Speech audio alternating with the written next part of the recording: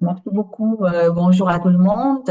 Merci tout d'abord de nous inviter, notamment dans cette semaine qui est spéciale pour de nombreuses femmes qui vivent au Canada puis qui vivent aussi en dehors du Canada.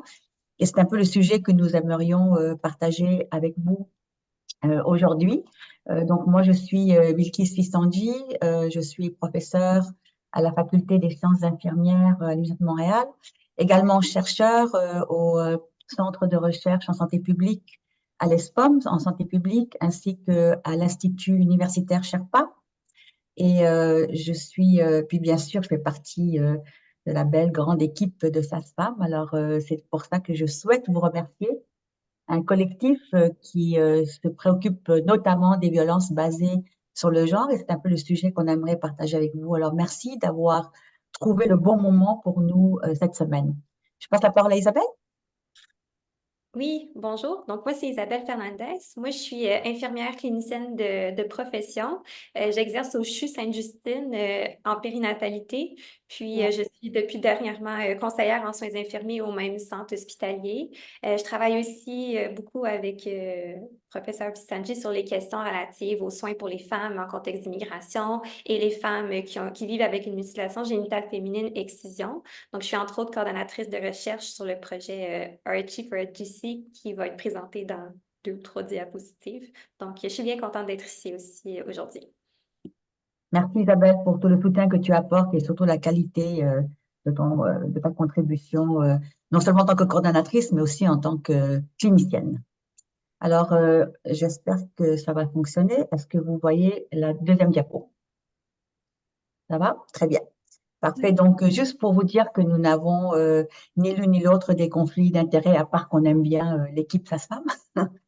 Et aussi, les documents qu'on va partager et toutes les captures d'écran qui apparaissent dans cette présentation ont été obtenus en libre accès.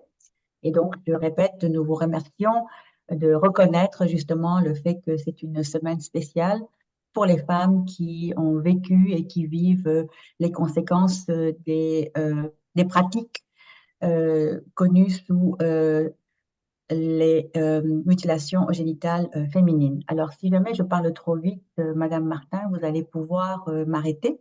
Je ferai attention à ne pas parler trop vite. Voilà, je voudrais aussi reconnaître les contributions. Nous avons de très nombreux partenaires et nombreuses partenaires, des financements qui ont été octroyés. Puis Marie-Marthe, petite nouvelle pour toi et notre équipe, nous avons obtenu le financement des IRSC pour poursuivre nos données sur l'estimation des prévalences. Donc, bravo à toutes les personnes qui ont contribué. Donc, l'année prochaine, nous aurons des données pour vous, nous le souhaitons, mais qui seront recueillies dans une perspective de reconnaissance de l'intersectionnalité de la voix des femmes. J'espère pouvoir en discuter avec vous tout à l'heure. Donc, tous ces projets qui sont construits les uns sur les autres pour pouvoir donc mieux accueillir et mieux soutenir les populations qui vivent avec ces pratiques ici au Québec et au Canada.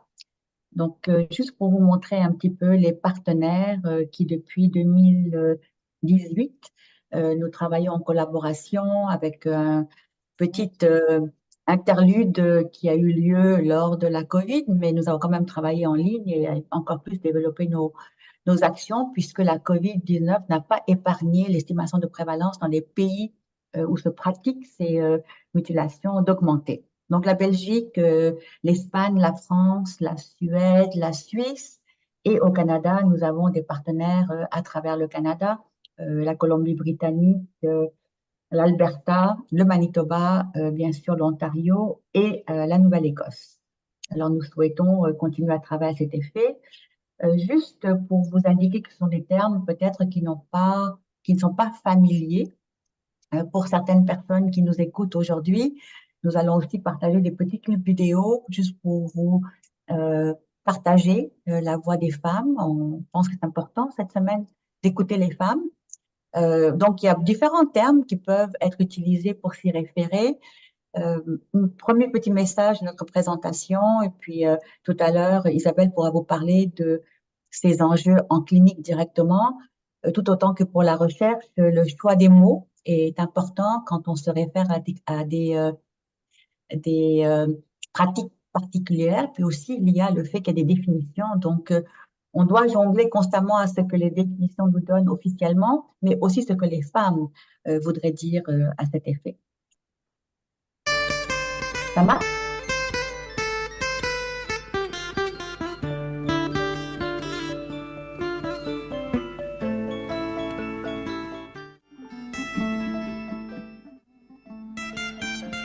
C'est en anglais.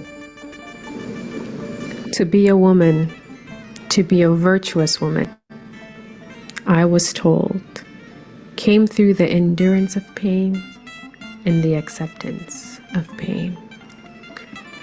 I was 9 when the flesh between my legs was deemed too threatening to let blossom. I was 9 when the flesh between my legs was deemed too threatening to stay. They cried, "Nangan sinding ofele, nangan sinding ofele." Lost, cold, isolated, drained. My mothers, my protectors, rejoicing, not realizing their little girl died that day. At 27 today, I stand with the millions of women who say no more. No more to the practice of FGM. No more to harmful cultural practices. And yes to choice. Yes to agency. For too long, I've suffered in silence. The silence of shame, the silence of fear, denying myself of my magnificence and refusing to embrace the power of my femininity. I stood in indignity and isolation because I didn't believe I was worthy of being free of such a burden. After all, the strength of a woman is in her ability to endure, right? And to endure I would, because how could anyone possibly understand my story? But even the sweetest lie can manifest into the most powerful venom. And I decided no more. I decided that it was time I reclaim the sacred space of mine and declare my freedom. It takes but one empathetic ear, a best friend, and a group of incredible women to help begin my healing process and to stand in my authentic truth.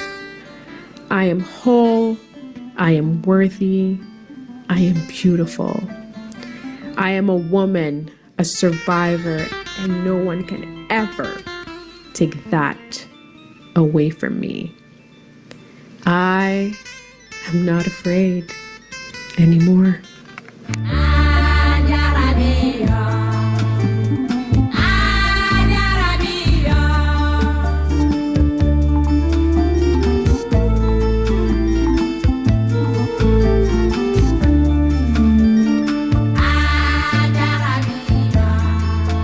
Trois minutes nous donne déjà énormément d'informations et nous rejoint vraiment dans ce qu'on souhaitait partager aujourd'hui avec vous. Mais en fait, je un petit prélude Contextualité peut-être pour Women's Health and Women's Hands, d'autant que je ouvre le bon écran.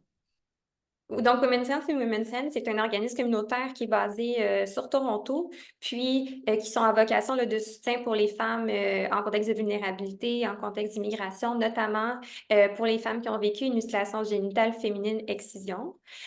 Donc, par le biais de plusieurs financements reçus, notamment le projet Flourish, qu'on a vu le logo à l'écran, l'équipe qui travaille sur ce projet élabore une panoplie de ressources pour sensibiliser autant les membres de la communauté que le personnel soignant, notamment des digital stories, comme on voit à l'écran.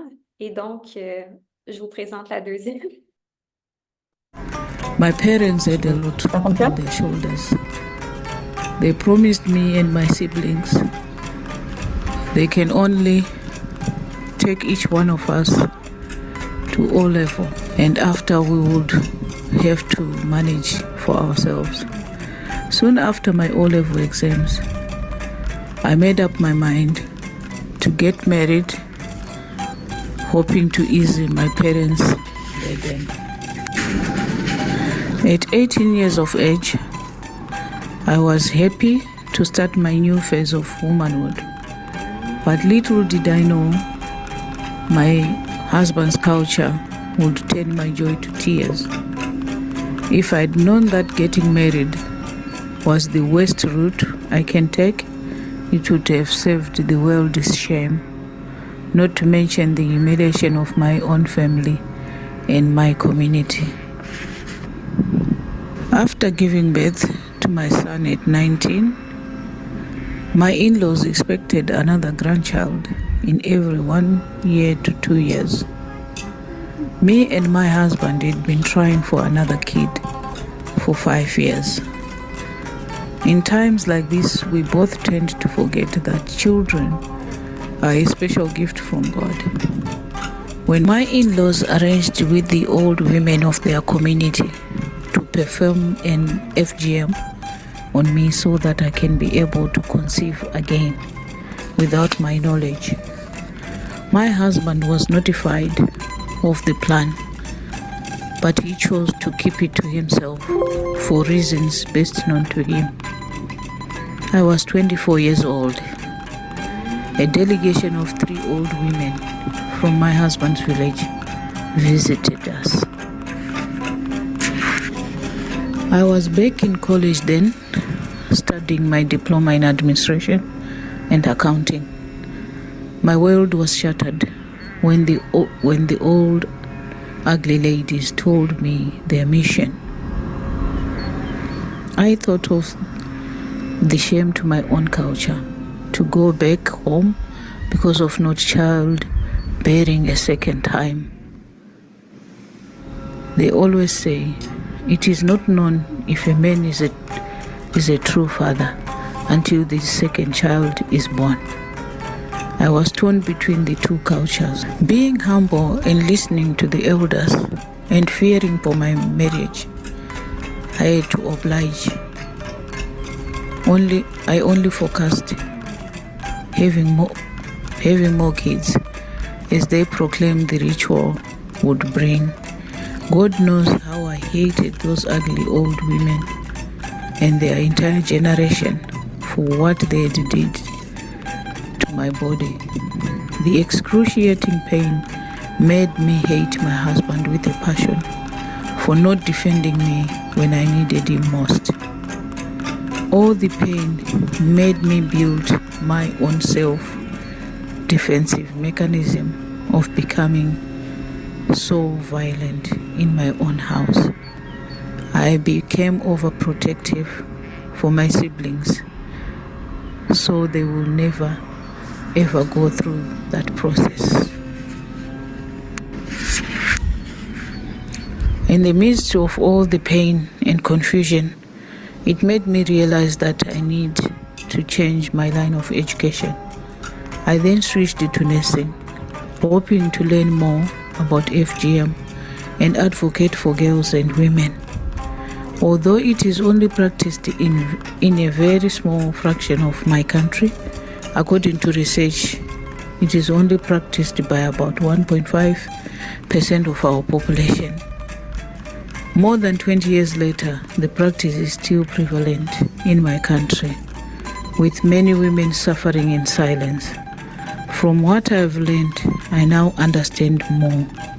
I am available to help and counsel whoever is in the same situation and in need.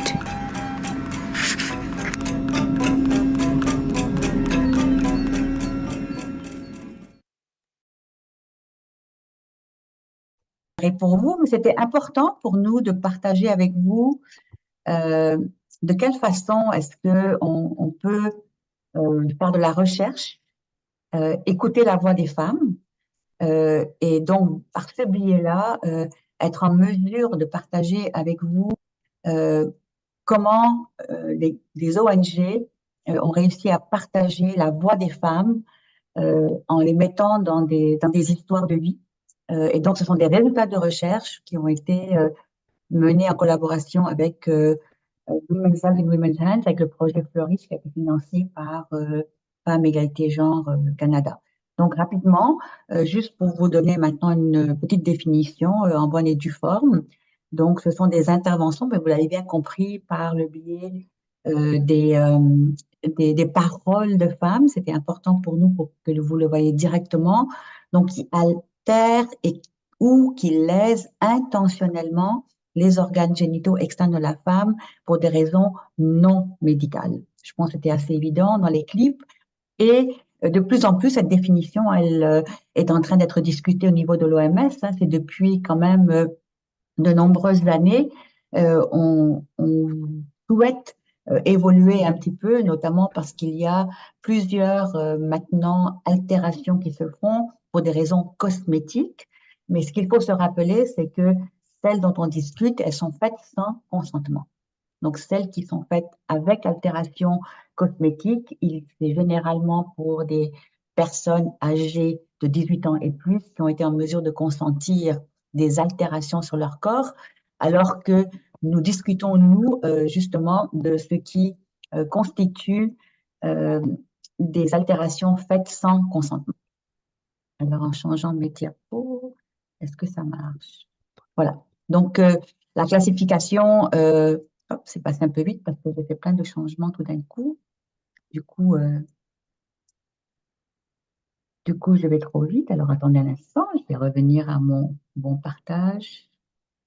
Je crois que parfois, l'Internet me joue des tours aussi pour… alors, attendez. Je pense que j'ai perdu ma présentation carrément. Donc, je te repasse la parole, Isabelle, le temps que je trouve. Je pense que mon PowerPoint s'est fermé. D'accord. Alors, Et je vais je poursuivre. recommence. Nous, on a des stratégies de mitigation. Oui, Alors, c'est ça, je fais du divertissement en attendant. Donc, c'est ça, juste pour finir avec Women's Health et Women's Hand, en tapant le nom de l'organisme sur Google, vous allez pouvoir trouver, ou je vais vous mettre le lien là, dans le chat avec le projet Flourish. Ils ont toutes sortes de ressources intéressantes, sur des digital stories, des podcasts, des capsules de formation, des outils de sensibilisation. Donc, c'est quand même assez intéressant si jamais il y en a parmi vous qui travaillez dans le milieu de la santé et qui se retrouvent à peut-être accompagner des femmes qui ont vécu une mutilation génitale féminine. C'est des beaux outils Il y en a beaucoup en anglais, mais il y a l'effort d'essayer de les traduire en français. Je peux peut-être juste faire ça, le prélude en vue. Ah, laissez faire. Vous l'avez trouvé? oui, alors je ne sais pas si c'est quel écran vous voyez en ce moment. On va vous dire après. Oui, Mais pas en format présentation. alors attendez, je vais faire ça en format présentation. Je pense que pour avoir fait partage avec les petits clips vidéo, ça a un peu débalancé nos PowerPoint. Je me pensais bonne en techno, mais j'ai encore du progrès à faire. Donc, merci. Puis justement, le partenariat avec Women's Health and Women's Hands et le projet Flourish, c'est vraiment de porter attention particulièrement au fait que nous sommes un pays d'immigration et que nous avons besoin de réfléchir justement à de quelle façon est-ce qu'on est en mesure de pouvoir comprendre un peu le nombre de personnes qui sont au Canada, quelle est la présence actuelle au Canada et d'où est-ce que ces pays viennent. Une des personnes dans le deuxième clip disait que dans mon pays, on le pratique encore et même si c'est 1,5%, c'est énorme. Ce qui peut résonner pour vous, c'est que dans de nombreux pays encore, voyez-vous ici, catégorie 1, où on a des données qui sont représentatives en termes d'enquête. Par exemple, quand on regarde la Guinée, dans tout ce qui est ici en violet foncé, on est à 94,5% de femmes qui sont exposées, sinon ont été excisées. Alors, c'est pas rien, et d'où l'importance pour nous de porter attention au fait que nous sommes un pays d'accueil de l'immigration et de plus en plus, nous devons nous préoccuper de ce genre de pratiques qui peuvent affecter les femmes d'une façon particulière, au-delà de ce que nous connaissons déjà comme intervenantes. depuis déjà 2014 avec des partenaires sur Winnipeg, Sexual Education Resource Center. Nous avions déjà fait un projet, une analyse et déjà on avait documenté en recherche qu'il y avait des difficultés à essayer de circonscrire les connaissances et les compétences et les pratiques de nos professionnels ici au Canada pour essayer d'engager la conversation et ensuite accompagner. C'est vraiment de ça que nous parlons aujourd'hui. Et engager la conversation est difficile puisque depuis 97, nous avons maintenant une loi qui a été adoptée au Canada, un des premiers pays d'ailleurs à travers le monde qui a amendé sa loi, donc l'article 268, pour intégrer le fait que l'excision, l'infibulation ou la mutilation totale ou partielle des grandes lèvres ou des petites lèvres ou du clitoris d'une personne constitue une blessure, une mutilation au sens du fait que cette pratique sans consentement valable devient donc passible à des actions criminelles. Alors, je pense que c'est important et ça peut aussi empêcher la conversation, ça peut aussi rendre une difficulté dans l'interaction entre ces personnes qui ont besoin de soins, mais la peur, notamment si on sait qu'elles vont vivre une certaine trajectoire dans l'immigration par rapport à leur expérience de santé, trajectoire d'immigration, d'avoir à évoluer dans ces normes selon le pays d'accueil, leur niveau de littératie, le contexte légal au Canada, le contexte clinique qui n'est pas le même que dans le pays d'origine. Donc tout ça va être d'une telle façon que le contexte clinique et les expériences vont devenir importantes à considérer. D'autres travaux de ce qu'on vous a montré tout à l'heure par rapport au narratif personnel dans les histoires rapportées, donc que je vous ai présenté deux extraits, nous montrent beaucoup d'éléments qui affectent ces femmes-là, notamment le silence, le fait d'être une femme, comment passer au-delà de cette expérience pour être plus résiliente, comment aborder la famille, comment aborder ce trauma qu'on vit et de quelle façon cet impact est vraiment important au fur et à mesure donc de pouvoir comprendre aussi que toutes ces intersections sont telles que on doit se rappeler que au préalable, a priori, ces pratiques-là représentent une violation des droits humains et que nous avons une responsabilité comme intervenants, intervenantes, à nous assurer que les inégalités en ce sens ne se perpétuent pas.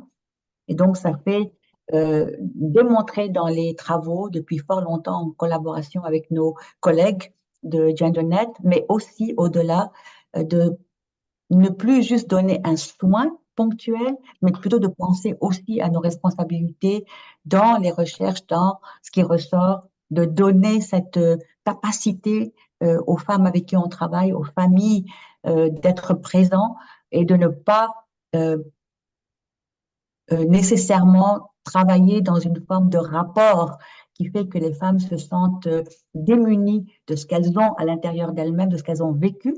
Dans les clips vidéo, vous l'avez entendu, toute la résilience que ces femmes ont pour pouvoir être en mesure de continuer à vivre et d'avoir surtout une autre barrière à passer, la santé mentale.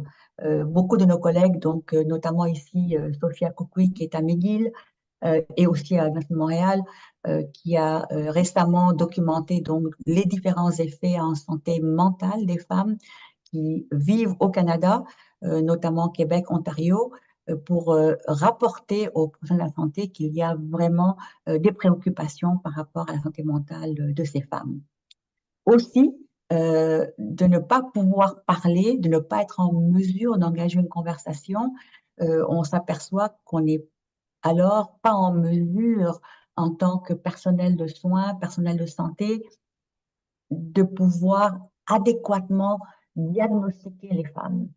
Soit on oublie complètement qu'elles ont d'autres priorités que juste le fait d'avoir été excisée, puis je ne veux pas diminuer cette pratique, ou sur l'autre bout du continuum, d'ignorer qu'elle a vécu cette pratique et juste de se concentrer autour d'elle.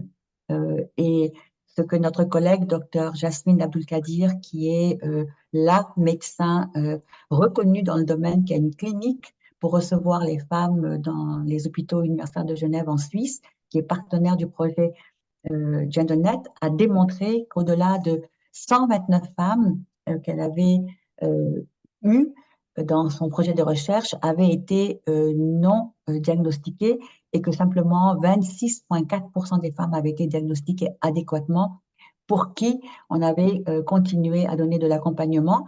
Mais quand on ne diagnostique pas, on ne sait pas, et donc quand ce n'est pas consigné au dossier, on ne sait pas, ou alors quand on consigne de façon inappropriée, on ne sait pas. Et peut-être que Isabelle peut prendre la parole pour nous parler un petit peu de ce qui se passe ici au niveau de Sainte-Justine. Oui, merci. Puis même chose, Madame Martin, si je parle trop vite, coupez-moi, j'ai des petites tendances des fois, mais je vais faire attention. Parfait. Donc, concrètement, là, on parlait justement des défis qui sont documentés dans la littérature sur la qualité puis l'offre de soins, autant du côté du personnel soignant que des femmes elles-mêmes.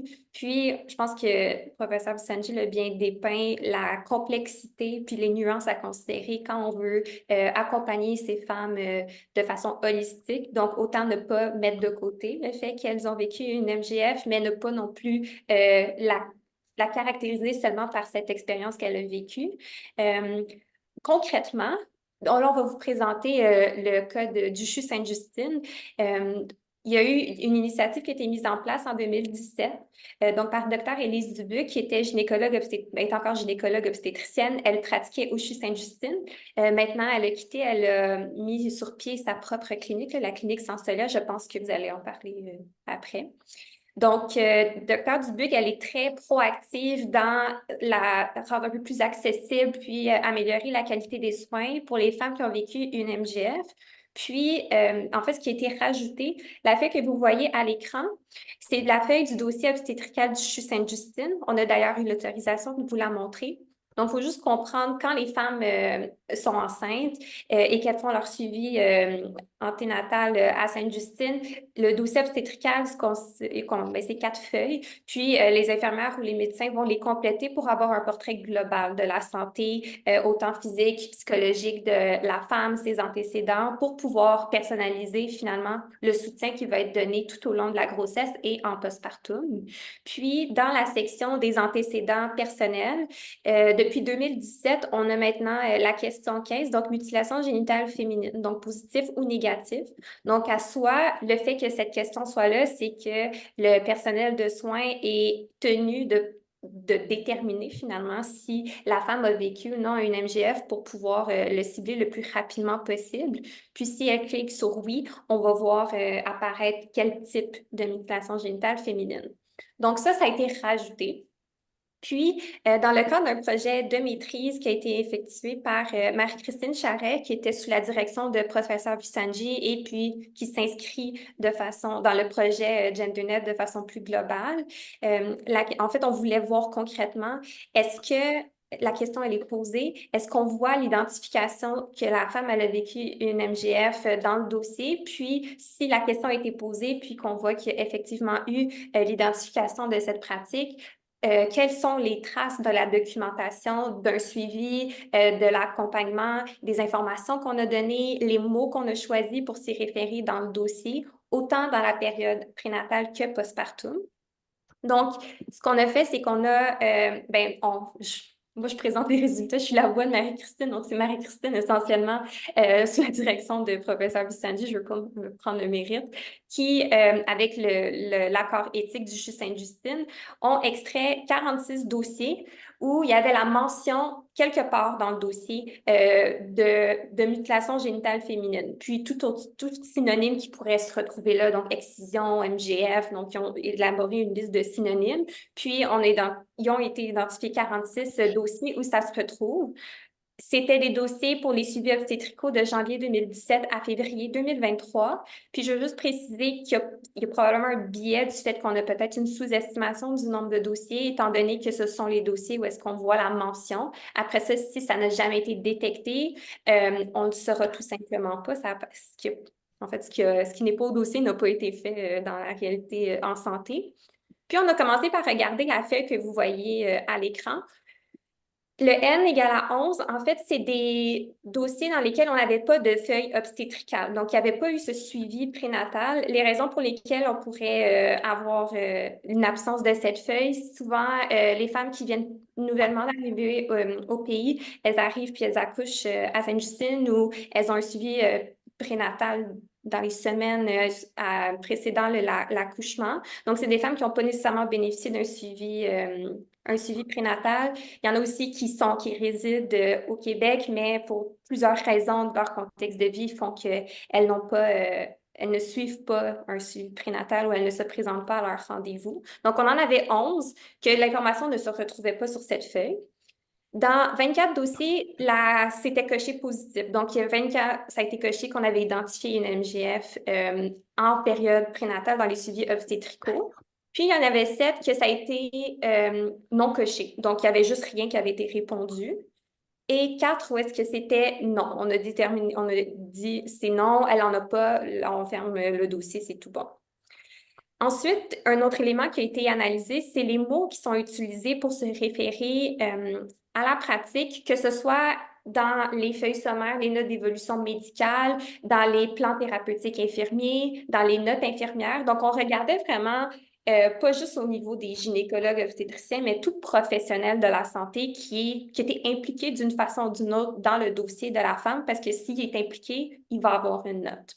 Puis, ce qu'on peut constater, c'est une grande variété de termes et de mots différents. Donc, excision, excision clitoris, MGF, type 2, bref, vous les voyez à l'écran. Une chose qui était quand même intéressante à constater, c'est que des fois, on voyait tous différents mots dans un même dossier. Donc, on pourrait voir MGF dans la feuille sommaire. Puis après ça, on voit excision. Ou des fois, c'est juste écrit excision, puis après ça, excision clitoridienne. Donc, ce qu'on constate avec ça, c'est je pense qu'il n'y a pas la sensibilité des mots qu'on utilise. Si on utilise les mots de façon interchangeable dans le dossier, je ne veux pas arriver à une supposition, mais on pourrait peut-être en conclure que la question n'a peut-être pas été posée sur quel terme on pourrait utiliser avec la femme pour se référer à la pratique. Puis, peut-être une incompréhension aussi des différents types de la classification, des différences, donc d'écrire excision, puis après ça, écrire type 1. Donc, je pense qu'il y a ce manque de connaissances-là du personnel soignant, là je parle du CHU Sainte-Justine, sur de quelle façon l'évaluer, puis comment le documenter également. Puis, on voulait aussi voir, Marie-Christine et Mme Sanji voulaient voir, j'étais intéressée aussi, à voir de quoi avait l'air la documentation sur la forme d'accompagnement. Donc, que ce soit au niveau de l'enseignement, des informations transmises. Puis ça, normalement, c'est supposé être documenté dans les notes d'évolution médicale si c'est un obstétricien gynécologue ou même une travailleuse sociale, quiconque qui serait impliqué dans le dossier. Puis, pour les infirmières et infirmiers, que ce soit indiqué dans les feuilles de notes infirmières. Donc, ce qu'on a constaté, c'est dans 4 dossiers, il y avait un counseling sur les aspects légaux. Donc, souvent, ça va être pour les femmes qui ont donné naissance à une petite fille. Donc, de rappeler les législations qui a été présentée plus tôt, que c'est illégal, même si on amène la jeune fille à l'extérieur du pays. Donc, on a constaté ça, comme quoi ça a été fait. Les complications en présence d'une mutilation génitale féminine, on en avait un. Le counseling sur l'accouchement puis l'importance de la consultation en gynéco, en postpartum, ça aussi, on avait juste un. Souvent, il y a 2 dossiers où est-ce qu'on a retrouvé plusieurs éléments. Donc, c'est souvent là où les mêmes personnes qui ont une plus grande exposition puis des plus grandes connaissances, chez qui on voit cette récurrence d'accompagnement. L'enseignement sur la possibilité de pratiquer une épisiotomie aussi, tout ce qui relève de la santé sexuelle, une référence vers un consultant. Donc, quand on parle de consultant, c'est référence, par exemple, à un travailleur social ou à un physiothérapeute. Je veux juste préciser, le fait qu'une femme ait vécu une mutilation génitale ne signifie pas qu'elle a besoin de voir un travailleur social, mais comme je disais tantôt, faut pas oublier que la femme, c'est une personne dans son entièreté et donc elle a aussi vécu, peut avoir vécu des expériences d'immigration, elle peut avoir vécu, elle peut être en contexte de vulnérabilité, donc elle ne se limite pas à ça. Donc, des fois, son contexte fait qu'elle a besoin d'une travailleuse sociale. Puis, sinon, un physiothérapeute, donc pour faire la réadaptation périnéale, parce que on n'oublie pas hein, le contexte obstétrical, il y a beaucoup de touchés vaginaux. Des fois, les femmes qui sont infibulées, il faut les désinfibuler. Des fois, il faut faire des réparations. Donc, il y a beaucoup, on fait des évaluations du périnée. Donc, il y a beaucoup, c'est très intime.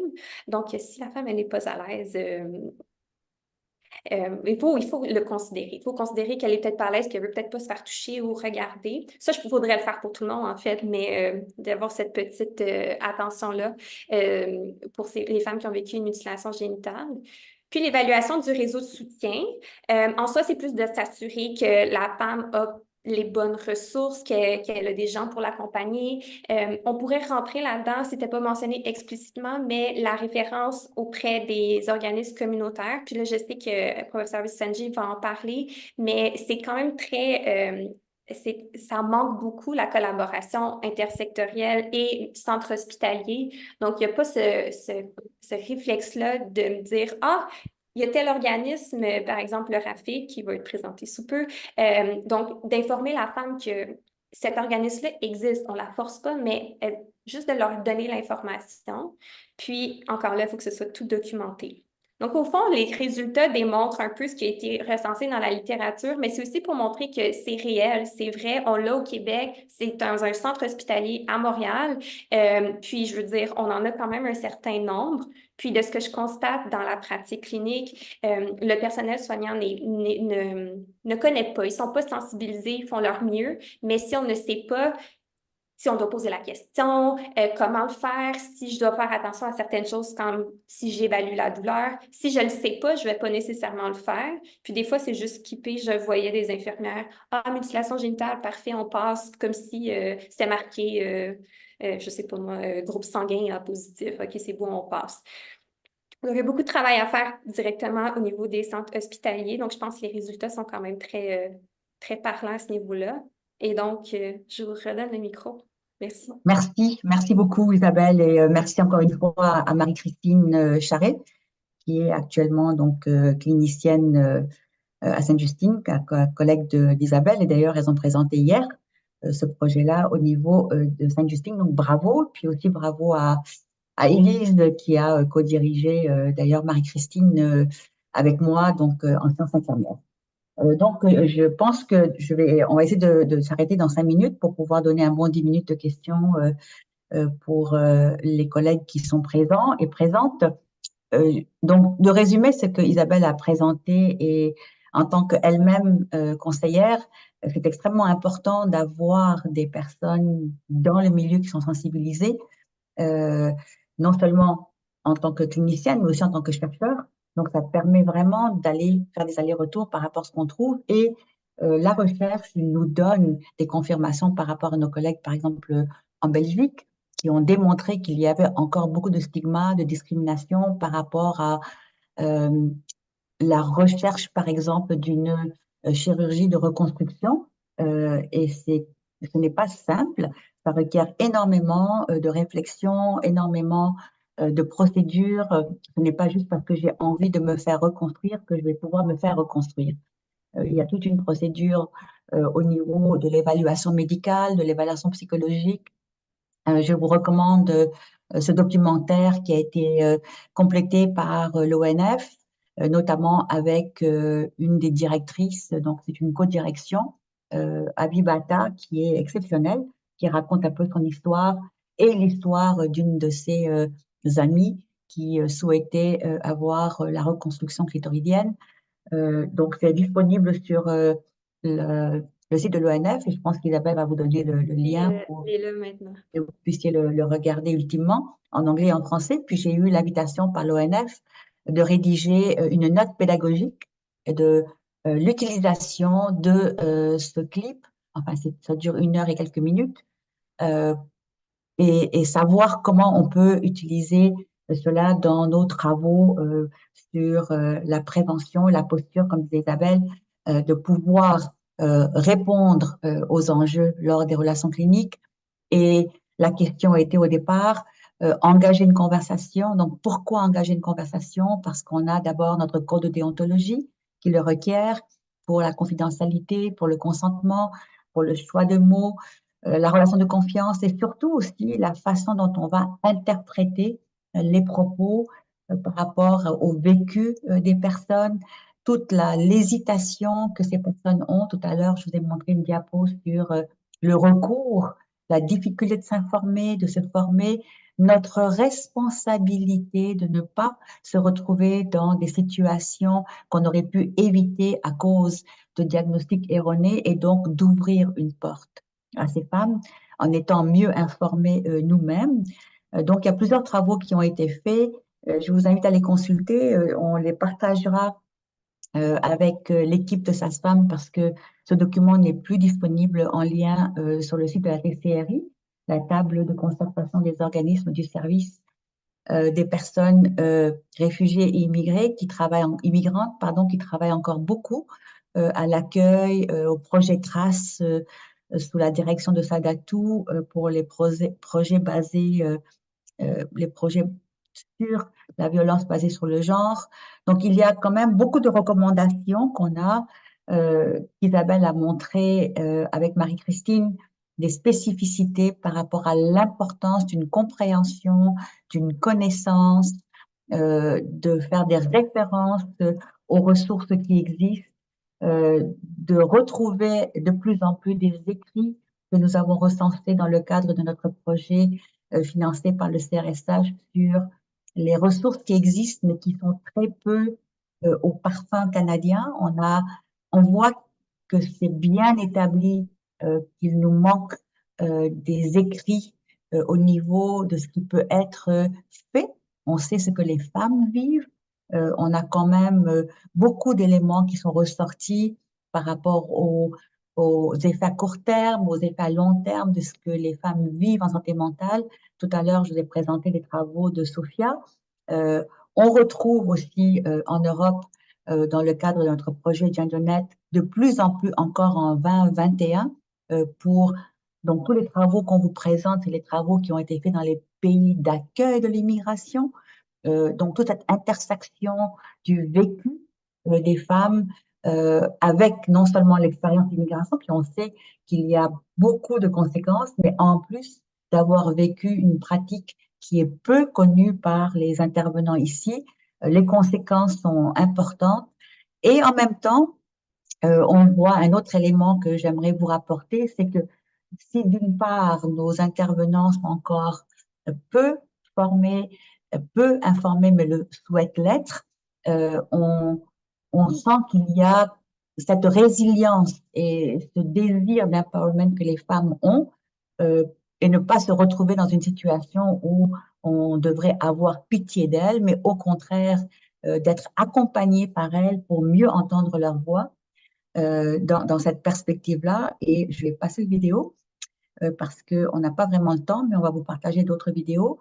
Je vous laisse avec un petit résumé de l'importance donc d'appliquer les principes liés au vécu du trauma, que d'ailleurs Sasfam me préconise beaucoup dans les situations des violences basées sur le genre, la sécurité, la transparence, la reconnaissance de l'expérience, la collaboration intersectorielle, s'assurer de pouvoir être en mesure d'écouter les femmes. Et d'ailleurs, le documentaire de l'ONF vous démontre très clairement ces différents principes d'une approche qui prend du temps si on accompagne adéquatement et qu'on prend en compte les enjeux en intersection de la culture, l'histoire et les rapports sociaux de genre.